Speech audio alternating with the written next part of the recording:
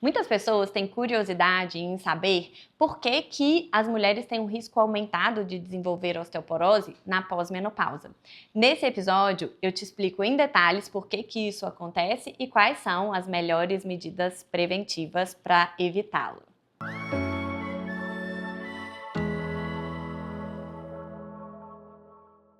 É possível que você já tenha ouvido falar que a mulher na pós-menopausa tem um risco aumentado de desenvolver osteoporose e, consequentemente, quebrar algum osso. Isso é verdade e eu quero te explicar por que que isso acontece. Mas primeiro eu gostaria de chamar a atenção de por que que é importante que a gente fale sobre esse assunto. Porque uma fratura, ela é determinante na qualidade de vida da pessoa que a sofre. Gera uma morbidade muito grande, uma limitação funcional muito grande, muitas vezes a necessidade de uma cirurgia, um tempo prolongado de recuperação e, pasmem, um aumento do risco de morte.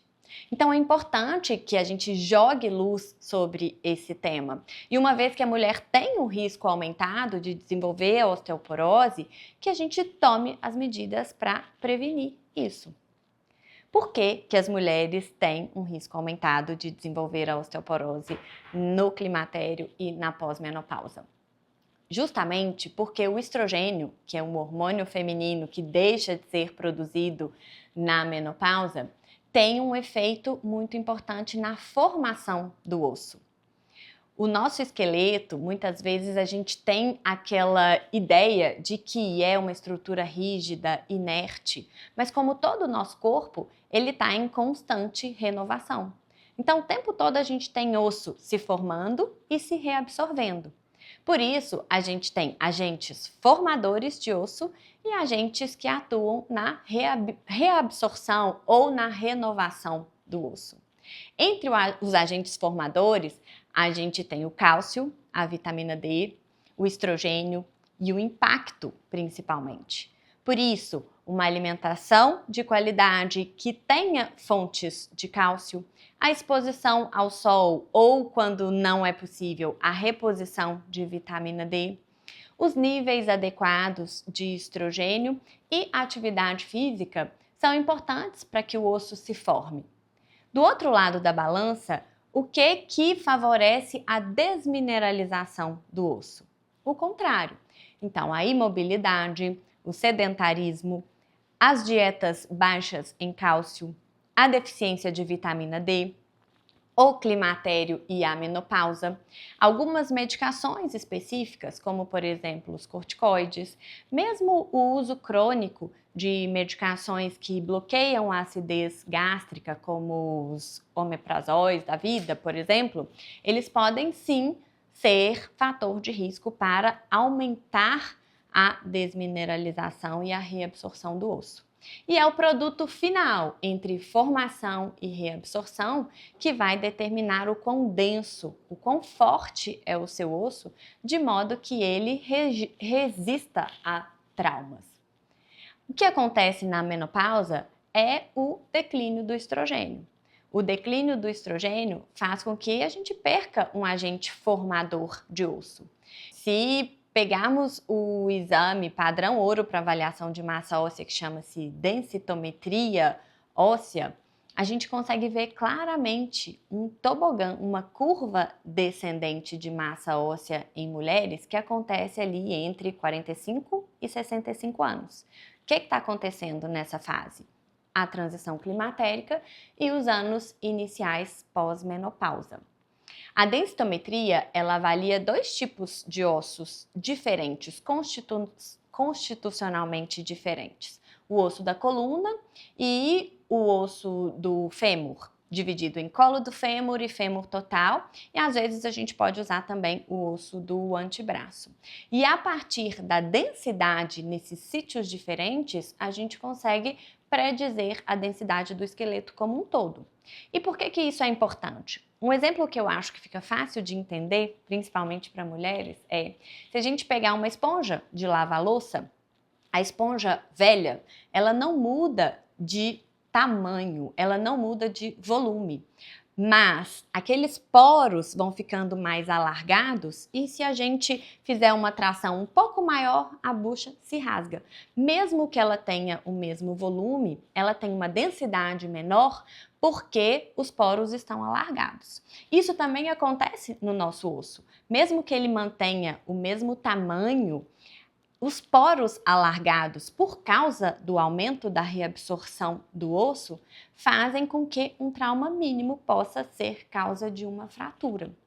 E onde que a gente tem um trauma frequente? Na coluna, pela própria sobrecarga de peso e o efeito da gravidade, e os acidentes, os escorregões, as intempéries aos quais a gente pode ser exposto no dia a dia, escorregar num tapete, tropeçar num degrau, correr e de repente se desequilibrar. Às vezes, pelo tempo de reflexo, você conseguiria não ter nenhuma injúria, mas isso pode ser causa de fratura.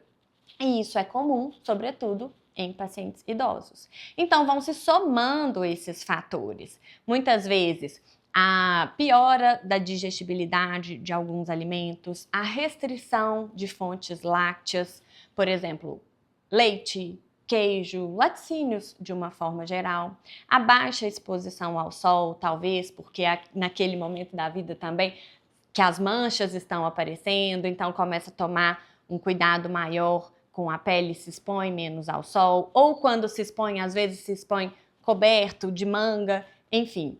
Então, baixa ingesta de cálcio, níveis baixos de vitamina D, menor movimentação ou o sedentarismo e esse nível de estrogênio mais baixo são os principais fatores, sem falar de uso de algumas medicações que podem acontecer para tratamento de outras doenças e que acabam também prejudicando a mineralização do osso. Então, é por isso que a mulher tem um risco aumentado de desenvolver osteoporose na pós-menopausa, por um conjunto de fatores cuja base é um déficit hormonal, principalmente do estrogênio. Então, o que a gente pode fazer para poder minimizar esse risco? Estar atento aos agentes formadores. Costumo dizer que é igual cimento e tijolo para o osso. Cálcio e vitamina D, níveis ajustados, níveis adequados, ingesta diária e frequente. Então, incluir realmente de forma intencional um copo de leite, uma fatia de queijo, um iogurte, uma coalhada, qualquer fonte de laticínio vai te disponibilizar uma proporção boa de cálcio. Temos outras fontes? Temos os vegetais de folha verde escura, algumas sementes, ou seja, estar atento à sua dieta de modo que ela tenha quantidade suficiente de cálcio. Sobre a vitamina D, se a exposição natural ao sol for inconveniente por qualquer motivo, que use a cápsula de vitamina D, que hoje em dia nós temos várias formulações, várias dosagens que permite se encaixar na sua rotina. Pode usar todo dia, pode usar uma vez por semana, pode usar uma dose concentrada uma vez por mês. Então, de forma que isso se adeque melhor à sua necessidade. O exercício físico, ele torna-se aqui também imperativo e fundamental, porque além do impacto direto sobre o osso, ele também fortalece a musculatura paravertebral e que sustenta o nosso esqueleto de uma forma geral, diminuindo o seu risco de queda, aumentando o seu tempo de resposta. Por quê? Porque o seu corpo mais ágil, ele te permite compensar qualquer falha de movimento. E para aquelas mulheres que são candidatas à terapia hormonal, o estrogênio também ele vem ali de forma terapêutica e preventiva. Então, muitas vezes, mesmo aquela mulher no climatério que tem pouco sintoma, mas que não tem contraindicação à terapia hormonal e que a densitometria mostra uma baixa massa óssea, ela pode ser sim uma candidata ao uso do estrogênio para prevenir essa perda de massa óssea que acontece de forma acelerada nessa fase. Então, espero que tenha ficado claro. Esses são os motivos pelos quais a mulher tem um risco aumentado de desenvolver osteoporose na pós-menopausa e as formas como podemos fazer para preveni-la. Se você gostou desse episódio, compartilhe com outras mulheres que também estão em busca por uma vida mais leve, longa e com propósito. Aproveita também para seguir o podcast e explorar os outros temas já disponíveis lá. Tem muita conversa boa te esperando. E me conta o que você achou. Suas dúvidas, sugestões e temas que gostaria de ver por aqui fazem toda a diferença. Deixe seu comentário lá no Instagram ou na plataforma em que você estiver me ouvindo e até a próxima!